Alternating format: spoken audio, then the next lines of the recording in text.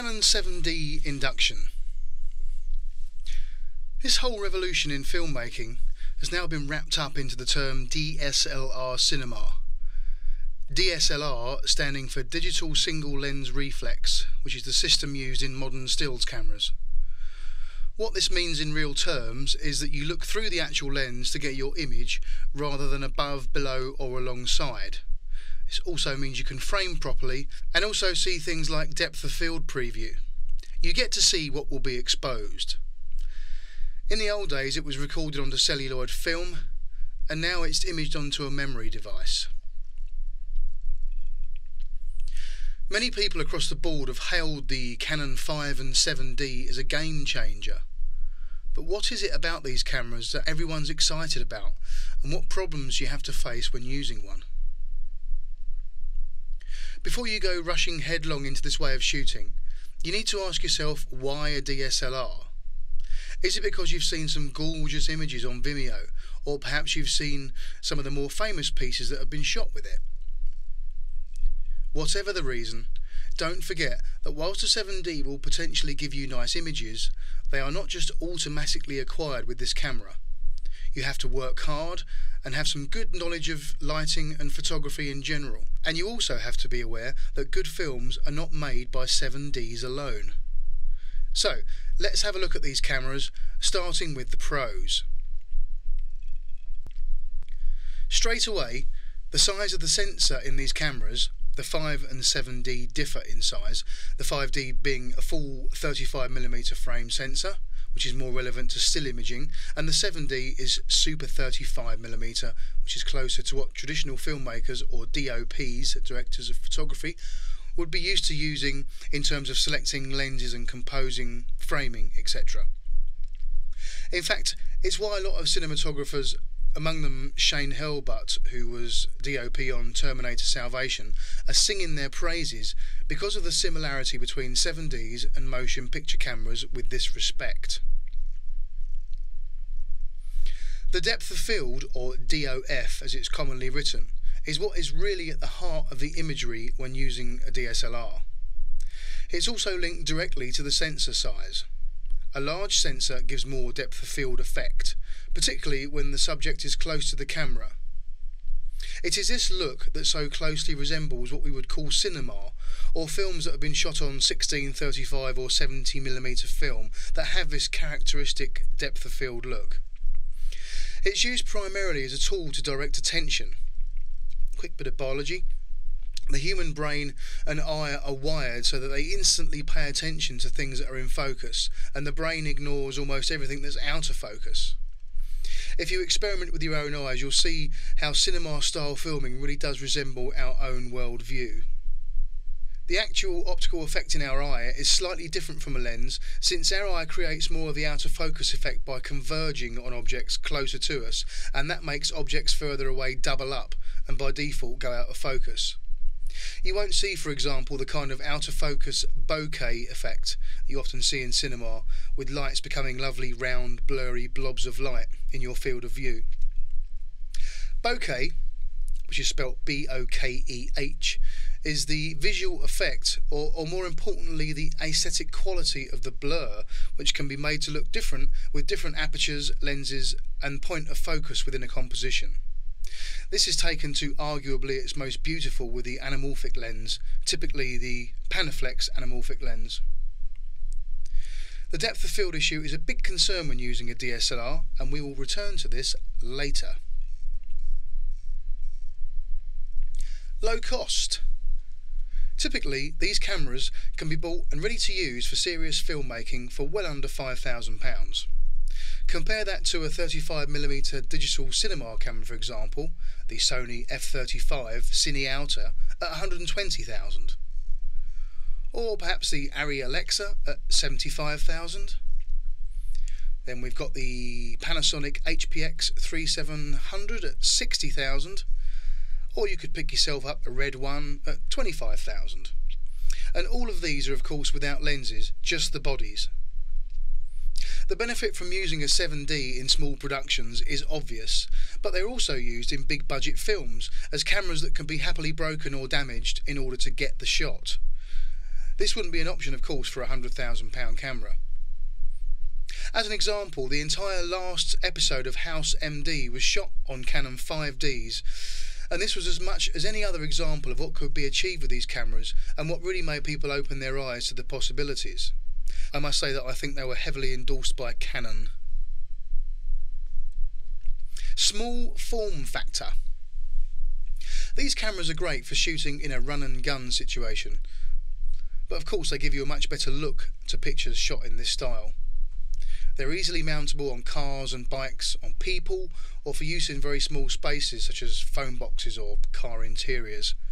They've been used on many big films, for example in Iron Man 2, Terminator 4, 127 Hours, and they're often used for second unit or stunt work.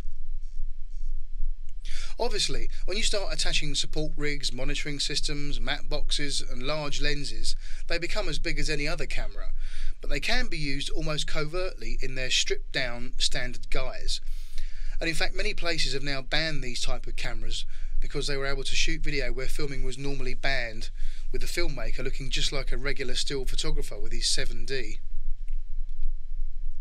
The size of the camera also has an impact on the type of grip, that's camera support, that you can use. You can use fairly lightweight tripods or other small grip because these cameras are just so light. The ability to use a large range of lenses. Now these lenses don't have to be Canon. With an adapter you can use Nikon, Contax, Pentax, Olympus, even PL or perhaps even Panavision lenses. This of course opens up a whole different look, including increased contrast and sharpness, the ability to shoot with anamorphic lenses, and of course you can obtain different types and patterns of lens flare if you're familiar with what can be achieved with any given lens. The lens can play a part in much the same way that depth of field does when you stylistically approach the look of your film when in the pre-production stage. From fisheye to telephoto, and with many adapters available, you have a vast array of glass at your disposal. And don't forget you can rent lenses too. Low light. The Canon 5 and 7D work brilliantly in low light. You can ramp up the ISO. This incidentally used to be called ASA. ISO incidentally stands for the International Standards Organization.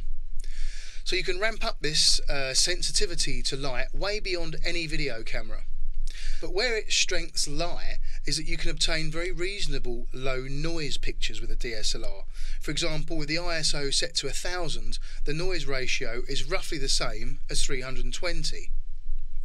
The way the chip has been manufactured and the processing system give you this low noise to sensitivity ratio, and there are lots of examples of low light shooting done with a 7D. We'll look at one later called Reverie by a photographer called Vincent Laforette. One thing to remember is that whilst you can shoot in low light, you still need as much light, if not more, to produce your nice, clean, cinematic images. So now we come to the cons. First up is rolling shutter. The Canon uses a CMOS sensor. CMOS stands for Complementary Metal Oxide Semiconductor, but you don't need to worry about that. The problem that appears when using this type of sensor over, say, a CCD, which is used in traditional video cameras, is that when capturing an image, the CMOS imaging device starts at the top of the sensor and then scans down to the bottom. Because it takes time to do this, albeit a very short time, the resulting picture can become distorted. And this is because by the time the image is captured at the bottom, the top portion of something moving, for example, would of itself have moved on in time, and this causes an effect of things leaning over in shot. This is the case for if either the camera or the subject move fast in any plane across the sensor. Therefore, you're most likely to see this when panning quickly, mounting the camera on a moving object, and particularly when using the camera in handheld mode. Any fast moving object within the frame can cause problems, so in order to minimise this effect you need to consider it when composing shots. There are now some software / post-production solutions to this problem. For instance, Apple iMovie 11 has a rolling shutter filter built in, and the Foundry, who make a host of plugins for After Effects, have made one that corrects even the worst rolling shutter issues, but this is an expensive route as the application itself is around £700. Sound. The 5 and 7Ds only have a mini jack in for sound recording, so no balanced audio can be recorded straight into the camera.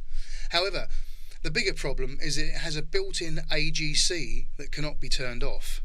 AGC, or Automatic Gain Control, will attempt to change the recording level on the fly during your recording. This means in real terms that if, for example, you have two people talking and one suddenly shouts or raises their voice, anything said after that will be potentially lost or much quieter because the AGC will kick in based on that louder sound. And so previous normal sounds will be quieter, maybe not even picked up at all, until the AGC readjusts to this new level. All very frustrating, and the other thing you have to bear in mind as well is that you cannot see the recording level on the camera whilst recording. So for this reason and for other reasons, you should always record your audio to a separate device and then match up again later in post.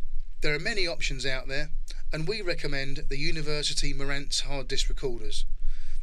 They're excellent quality with lots of options on format and connection type. The other issue surrounding this is that you must make a clear sync signal at the start of each take so you can properly match it up without too much stress later.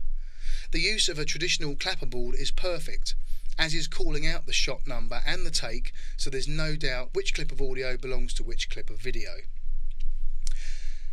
If you have a very controlled scenario without too many big changes in audio, the internal mic may be fine, and it might also be fine for run and gun type shooting, but be aware of its problems or you'll have big chunks of audio missing from your rushes. Monitoring.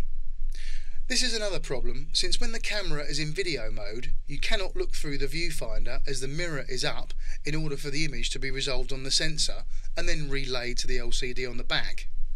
So, this little LCD is the only way of composing, but more importantly, checking the focus, which is critical on cameras of this type. The best way, of course, will be to have a nice big monitor on the rig, such as a Marshall. On our cameras, though, we have the Hoodman Loop, which is a small magnifying diopter which attaches to the camera via the tripod plate. This isn't a bad way of monitoring, but it's still advisable to use the magnifying button before shooting to check your focus, which leads us nicely onto focus.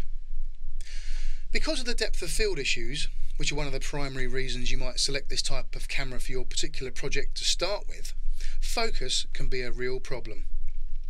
It cannot be overstressed the importance of checking the focus before and after the take. After, meaning play back the clip and check it's in focus. You should always use the zoom function on the camera to go in and check your focus and check you have a sharp, crisp image on your take once shot before moving on. Using this camera myself, I found the number one reason for shots not being usable is focus. It can become particularly problematic when the camera's on the move and the focus distance may be constantly changing. In this instance, in fact wherever you can, you should have a dedicated focus puller to take care of this. Measure up, or at the very least, frame and mark up your shots and the various positions on the follow focus wheel, and of course check before you move on to another shot that you have an acceptable image on your card.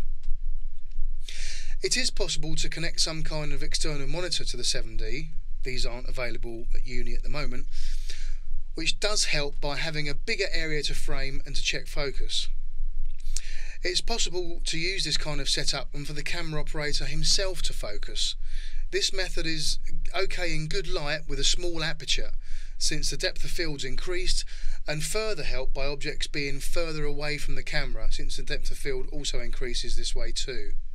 So there are various things you can do to minimise focus problems, but you will always have focus problems, trust me. Reduced shooting times. The maximum length of any shot at 1920 by 1080 on a 5 or 7D is 12 minutes. This is a limit imposed by the file system, which is MS-DOS FAT32. And it won't matter what size card you've got in there, 8GB, 16, 32, you'll still only get a 12-minute single take. This obviously has an impact on certain types of filming, for example concerts or any type of event that requires the capture of more than 12 minutes. Another thing to be aware of is the maximum shooting time on the current 16 gig cards that we supply with the camera is 49 minutes at 1920 by 1080. So on these cards you will get various 12-minute chunks up to a maximum of 49 minutes per card. Data management. Closely related to shoot times is the realm of data management. You need to pay very careful attention to this aspect of shooting with the 7D, in fact with any non-tape based recording system. Make sure you actually have the shot in the can. The cameraman or DOP should always check the last take by simply playing back the shot to see that it's there. The Canon DSLRs have been known to corrupt clips because of data bottlenecks in the system. There's also a buffer system in the camera which fills up and then writes to the card, which can become overloaded and you may lose clips or parts of them. Also, the camera can overheat at any given time and cause loss of clips. Other things to bear in mind is copying clips from cards. It obviously takes time to copy a card over to a hard disk drive, so make sure that you have plenty of spare cards or that your shooting schedule allows for this essential aspect of shooting. You should always have, wherever possible, 2 copies of the data from the card or 1 copy and retain the clips on the card. If you only have 1 copy, you're at high risk of total loss because of mechanical or electronic failure of any storage or memory system. Be aware of the unstable nature of this compared to, say, tape or film, and take all necessary precautions to safeguard your data. If you don't, you may well be disappointed. H.264 Compression. In the camera, the image information is compressed and then saved to the card in a format known as H.264. Whilst this is a very robust and nice looking method of compression, it is used as the basis for systems such as Blu-ray and AVC-HD, and is also used for digital satellite transmission and has recently been approved for digital HD broadcast in many countries. It is, however, very lossy and is also subject to issues such as blockiness, banding and moire. You may see blockiness on fast changing images such as when shooting water. You may see banding appear on very flat colours where the camera cannot distinguish very fine gradations of colour across an object. You may well see the moire effect on certain types of clothing and materials, on brick walls, tiled roofs and railings, as well as other complex patterns where the camera may get confused. The best current solution to this problem is to slightly defocus the picture, have a good depth of field, f4, maybe greater, and then sharpen a little in post. The other issue with H.264 is that whilst it's a great way to store video, since it retains brilliant quality at such a small file size, it's not very good for editing. There are not sufficient unique frames, since the codec is very economical on what is actually within each frame. This means that you will not achieve frame accurate editing, and for that reason, and for many others too, you should always transcode the H.264 native QuickTime movies recorded to the card to Apple ProRes 422, and in many cases to Apple ProRes 422 HQ, which will enable more colour space if you're going to go through a colour grade or correction process. The drawback is that this generates very big files, maybe up to 3 or 4 times the size of the files originated natively on the card. For example, a 16GB card might blow up as ProRes 422 HQ to in excess of 60 GB, and this may only be 49 minutes of material. If you think of around a gigabyte a minute, that's a good ready reckoner. Transcoding is relatively easy with the release of the EOS 1 plugin for Final Cut Pro. This is installed on the system and is accessed by the log and transfer ingest method. Final Cut Pro will see the card and the clips will be loaded. You only need then to choose what version of ProRes you want to transcode to, 422 or 422 HQ, with HQ, as mentioned, giving you better room for colour grading but with the drawback of bigger files. You can also use a free piece of software called MPEG Streamclip. That's MPEG Streamclip. This will do exactly the same job as the EOS 1 plugin. It's not automated, and you don't get the nice easy layout that you do with the EOS 1 plugin. You have to know a bit more about it because you have to manually configure the export items. You can use this, however, as an option. The other thing to bear in mind about these cards when at this stage is to not mess around with the card structure at all. Don't use the little memory card as a hard drive. Don't copy any data onto it. And if you do have to copy the card for any reason because you can't transcode at that given time, you must make sure that you just take the folder structure that's on that card and copy it wholesale, completely intact, into another folder on another drive. And then if you do come to use the EOS 1 plugin later, all you need to do is point the plugin towards that folder with the intact structure. If you mess around with it in any way, shape or form, there's every chance that the plugin won't work and you will be back to manually transcoding your files one by one. So be aware of that. So now we come to the basic camera setup when using a 7D. We'll look at setting up the camera for use and also where the relevant buttons, switches, menu items and dials are to be found on the camera. There are several elements that should be considered before you start shooting, and settings within those elements that can provide a good starting point for any given scenario. They are as follows. Place the camera in manual mode. Turn the dial on the top left of the camera so that the M lines up with the small white mark on the body. Set your lens to manual focus. You could use auto for speed, but it's better to craft each shot with total control and know your focus is solid before shooting.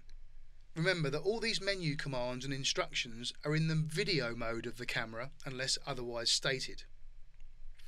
Now, the following essential items for getting good cinematic images are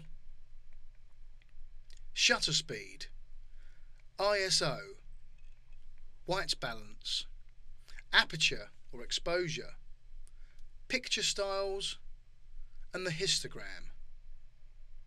Many of these aspects of the camera impact on each other, so it's a good idea to become familiar with them, what they do and exactly how they impact on each other in any given setup. Shutter speed. The shutter speed is important as it's key to the cinematic look. A traditional movie camera has what's called a 180-degree shutter angle.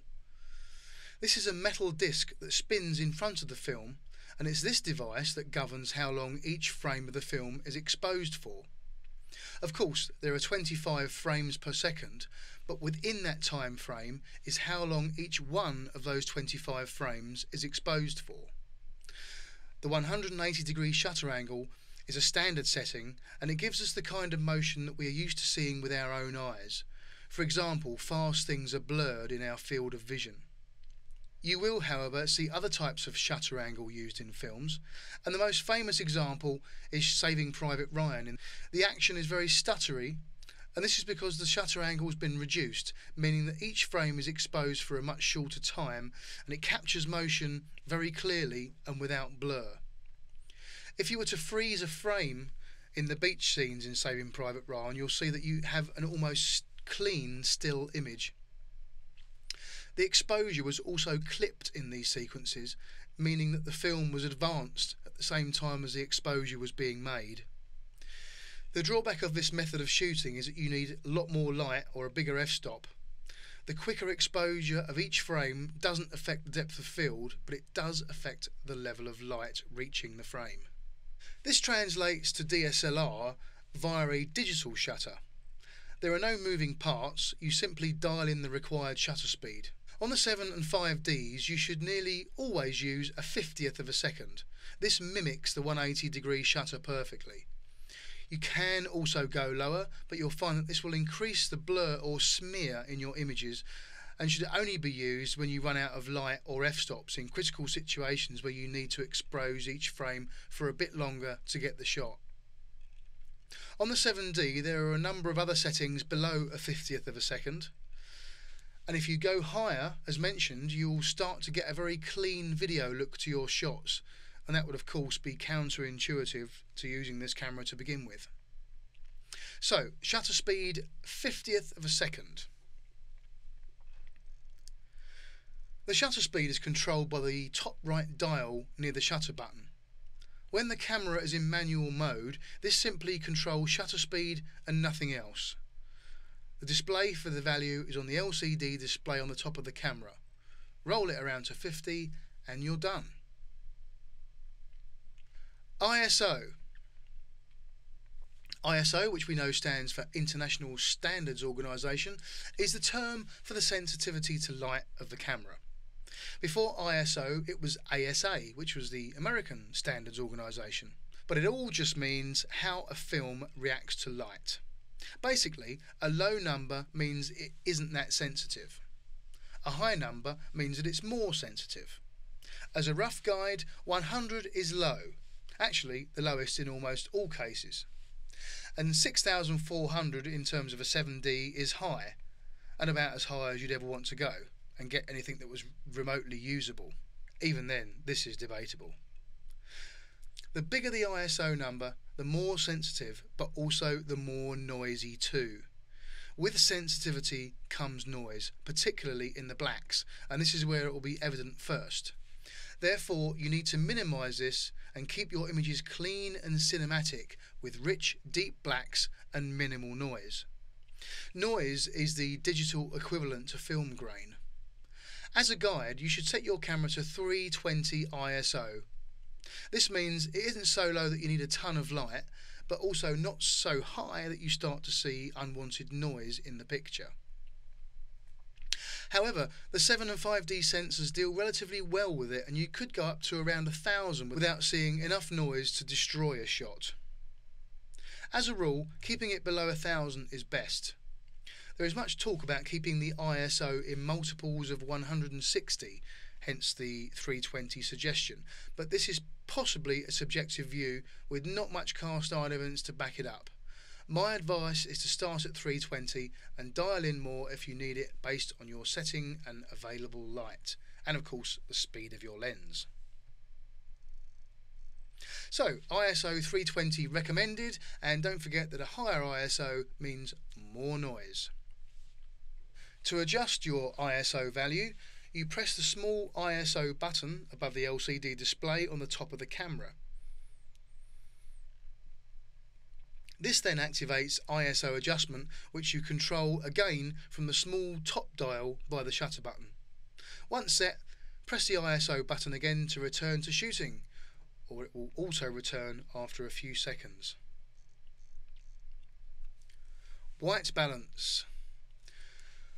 White balance is getting the camera to adjust to true white in your given lighting setup. There are many options for adjusting white balance on the 7D. There are lots of presets covering most lighting environments and of course total manual control.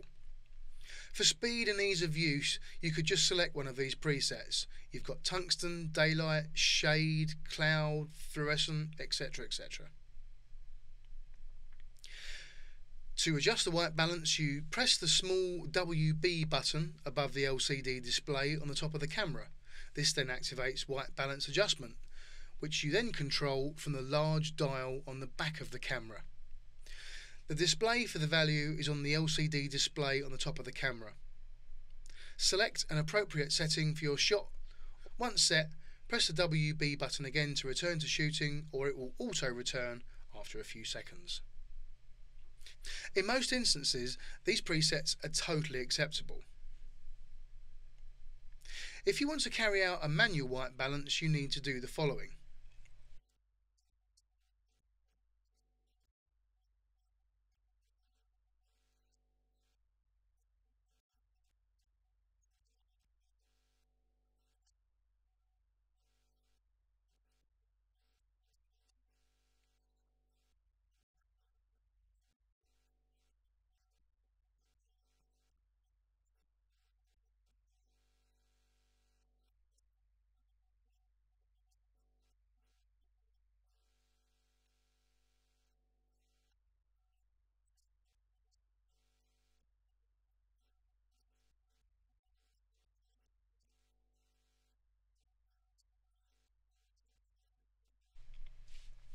You can use the white balance to artificially change the colour temperature. This is considered separate from colour grading. You might want to keep things very neutral and correct, in other words the whites are white in the camera, or you may want to artificially colour the scene either with gels or by selecting a manual white balance or preset on the camera to create a look within. Colour can have a very big impact on a scene and should be used with sound understanding of emotion or perception attached to a given colour palette.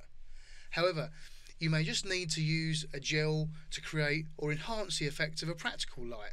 That's a light that's actually visible in the shot and operational, say a table lamp. Or to possibly adjust for daylight. For example, you may just apply a CTB, stands for Colour Temperature Blue Gel, to some tungsten lights which are inherently orange, so that the light in a room that has lots of natural light coming in matches the sunlight properly. So white balance, set for your light setup as described or use a preset. The aperture is the opening in the lens that allows light in, and this can be made smaller or larger to restrict or permit light in through the lens to the sensor. The size of the hole is measured in what is called f-stops. The F in f-stop stands for focal length. Focal length being the distance from the surface of the lens to the focus point. Focal length also relates to the lens, so a 50mm lens has the focal length of 50mm, and this is the distance from the front and back planes, an average or effective distance between the two lenses, to the focus point. In the case of a 7D, the sensor. The next totally confusing thing, if that wasn't confusing enough, is that the bigger the f-stop number, the smaller the actual aperture or hole through which the light passes. So, for instance, f1.4 is wide open and f22 is a pinprick. Notice also how the numbers are not on a linear scale. It's a good idea to understand these various apertures and how they impact on the shots in terms of sharpness, contrast, vignetting, depth of field, etc. So how does depth of field relate to this formula, seeing as this is quite an important value in the equation? When the lens is wide open or at a small f-stop number, the depth of field is shallow. So you could think small f-stop, small depth of field. You may find someone's nose in focus, but their ears are blurred. At the other end of the scale, a large f-stop, remember, small aperture, will render almost everything in focus from just in front of the lens to the horizon and beyond. So, big f-stop number, big depth of field. Therefore, to get these lovely shallow depth of field shots, you need a small f-stop number and the accompanying large aperture size. In order to preserve this f-stop when shooting, you may need to employ an ND filter on a bright day and more light in a dark situation. ND, or neutral density filters, are simply gradations of density, or in other words they prevent light coming in without colouring it or altering the properties in any way. With less light coming in, you're able to stay at a given f-stop, or you can adjust by adding higher gradations of ND until you get the exposure you're aiming for. Conversely, you'll need to add in more light to a scene to preserve the f-stop when working in darker situations. A variable ND filter is a great tool as it means you can dial in a required amount of ND without constantly changing filters. So to adjust the exposure or the aperture, when in manual mode, the large dial on the back of the camera controls the aperture. The readout is again in the LCD display on the top of the camera. And remember that f4 to f5.6 is a good range for video. It uses the best part of the lens and gives you a nice focus fall off, and also gives the focus puller a chance when focusing. Picture styles. Picture styles are a way to control some of the elements in a shot and give it a look in camera, thus negating the overuse of post-production grading. If you can get a shot looking great on the set, it will mean less of this process after, and your shots will look better with less noise. Shane Hurlbut's film The Last 3 Minutes, which we'll see later, had almost no colour grading or post-processing at all. It's been generally accepted that a good starting place for picture styles is as follows: sharpness 0, contrast 0, saturation -2, colour tone 0. These are settings based on the experience of many filmmakers, but you can of course change them if you have a particular look in mind, but you should at least understand what they do before you mess with them. To adjust the picture style, simply press the picture style icon on the back of the camera, left of the LCD viewfinder. Use the top dial by the shutter button to scroll across to the user defined 1 position or user def 1 position, and then you use the large dial on the back to scroll down to the various settings. Leave it in standard mode and then scroll down to sharpness, contrast, saturation and colour tone, adjusting these values again with the top dial. Press the picture style button again to return to shooting. The histogram. A histogram is a graph that shows the frequency distribution of an image's data values, which makes it convenient for checking an image's brightness or darkness or the trends in the colours that it's using. With this camera you can use the histogram to check two aspects, that is, the brightness, trends in exposure and overall gradations, or the RGB, the colour saturation and gradation. You switch between the brightness and RGB displays using the menu which is displayed on the LCD monitor. Let's just concern ourselves with the brightness histogram at the moment. This histogram shows the distribution of brightness in an image as a graph of brightness along the horizontal axis.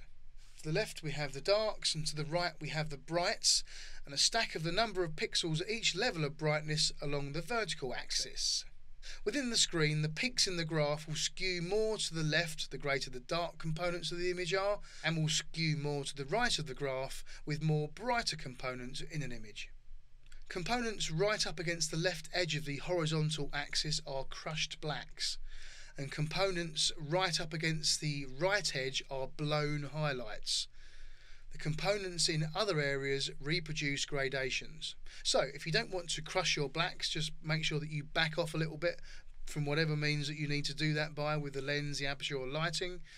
And the same with the highlights on the right hand side of the graph. Make sure that you don't blow out your highlights if you want to preserve the detail there. If you want to lose them, if it's part of the plan, no problem. Go ahead and blow out your highlights. So to invoke the histogram, you'll need to go into the still photo mode for this. So switch over the little button, and if you go to the live view mode and then press the start and stop button to activate this live view. Now press the info button 2 or 3 times until the histogram appears on the LCD top right. So you can now use this information to adjust your exposure exactly how you like it, whether you preserve or crush, up to you. Once you're happy with the levels, switch back to video mode for shooting. Of course there's a million different combinations of settings with any given scenario, but these settings that I've given you will at least provide a baseline from which to work from, and hopefully you'll find them useful. Lighting. If blocking and camera setups help create the look of your film in terms of composition, then the lighting is what gives it the feeling within that look. It doesn't matter how much you're familiar with all the technical settings on the camera, such as ISO and shutter speed and apertures, etc. If you don't get the light right, you'll destroy the cinematic feel of any piece. When looking at any given setup, you should consider the light source, the light direction, the highlights, the shadow placement and the colour temperature of the lights. So light source, hard or soft? The light direction, where's the light coming from? How many different light sources are there? How strong is each one? How does the lighting reflect the type of the day, the setting, the mood that you wish to create? There's no such thing as bad lighting really, it's just inappropriate, and this is what will kill the cinematic look. Highlights and shadows. Analyse how shadow placement can create a particular mood or a different look by just raising up a lamp either at the front or the rear of the shot. Highlights can draw your attention and create a contrast between shapes and objects in the frame and make them stick out from other things less important in your storytelling. Contrast ratio. Contrast ratio is the amount of light to dark in any given picture. So a good example of a high contrast ratio would be maybe The Third Man, a good example of film noir with its accompanying oppressive feel. Another good example at that end of the scale is Sin City, which is almost monotonal in its approach. Therefore, low contrast ratios are common in uplifting happy films, such as Mamma Mia, where shadows are banished and the majority of shots are relatively flat and bright. It's important to not get too bogged down with things such as zone scales and contrast ratios and the like. But what's really important to remember is that you've not overexposed the highlights, as we've already discussed, and that the light in the scene is helping to tell your story.